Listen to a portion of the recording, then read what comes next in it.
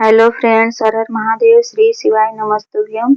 आज हम आपको इस वीडियो में होली के दिन शिव जी की पूजन किस तरह से करना चाहिए और क्या क्या चीजें चढ़ाना चाहिए हम आपको इस वीडियो में बताएंगे। तो देखिए, हम अपने घर के छत पे शिव जी और नंदी जी को विराजमान किए हैं। यहीं पे रोज इनका हम पूजन अर्चन करते हैं। तो सबसे पहले हम रंग गुलाल अबीर से शिव जी के चारों तरफ हम रंगोली बना लेंगे। तो देखिए, इस तरह से हम रंगोली बना रहे हैं। फिर उसके बाद जल में चंदन डाल करके शिव जी के अभिषेक करेंगे, क्योंकि होली के दिन शिव जी को चंदन का ही जल चढ़ाया जाता है, चंदन मिलाकर। तो हम इस तरह से इनका अभिषेक कर रहे हैं। साथ में कुबेरेश्वर धाम से हम कंकर शंकर लाए थे, तो उनका भी जल अभिषेक कर रहे हैं, जल चढ़ा रहे हैं। फिर नंदी जी को जल चढ़ाएं। फिर उसके बाद साइड में हम एक छोटा सा पिंडी की तरह माता रानी को बनाए हैं, तो उनके ऊपर भी हम जल चढ़ाएं। फिर उसके बाद दूध से अभिषेक कर रहे हैं, इस तरह से देखिए।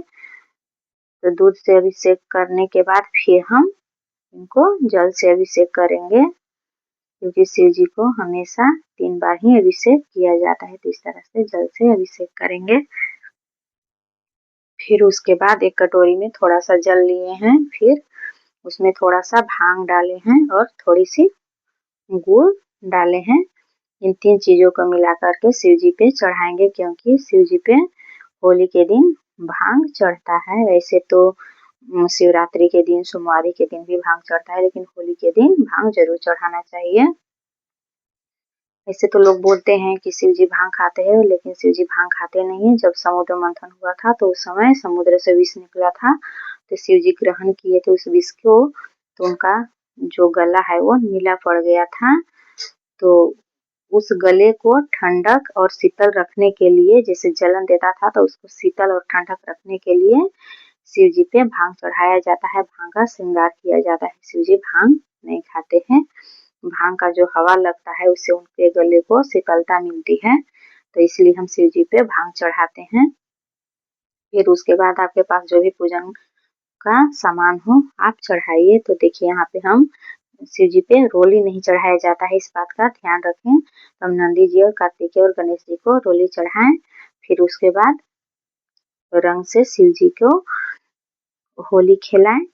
तो देखिए, शिव जी पे और माता रानी पे, कंकर शंकर पे, नंदी जी पे, सभी पे हम रंग चढ़ाएं। फिर गुलाल चढ़ा रहे हैं। तो यहाँ पे देखिए गुलाल चढ़ाएं। फिर माता रानी को हम घी और सिंदूर चढ़ाए थे, तो घी और सिंदूर भी माता रानी को चढ़ाइए। फिर उसके बाद हम काला तिल चढ़ा रहे हैं, और उसके बाद फिर हम शहद चढ़ाएं। फिर आखा चावल चढ़ा रहे हैं। शिव जी को आखा चावल ही चढ़ता है, टूटा हुआ चावल नहीं चढ़ता है।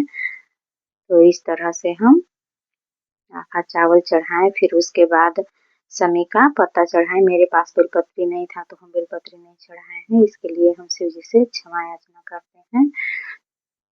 तो इस तरह से हम फिर फूल चढ़ाएं। सफेद फूल था मेरे पास, शिव जी पे सफेद फूल भी चढ़ता है।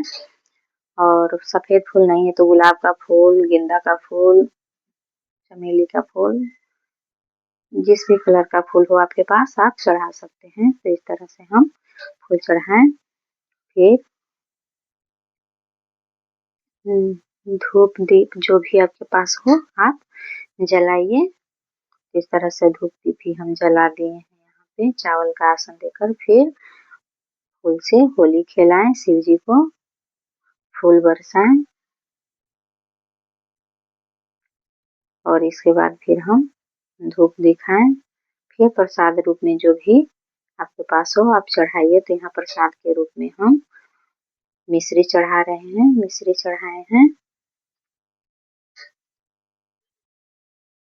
इस तरह से भोग लगाइएगा।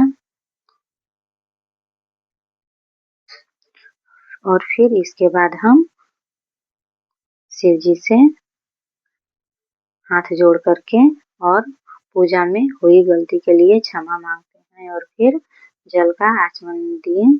इसके बाद मेरा पूजा संपन्न हुआ। तो आप इस पूजा को ओम नमः शिवाय, श्री शिवाय मंत्र मन में जपते हुए, बोलते हुए पूजा करें। तो इस तरह से मेरा पूजा संपन्न हुआ।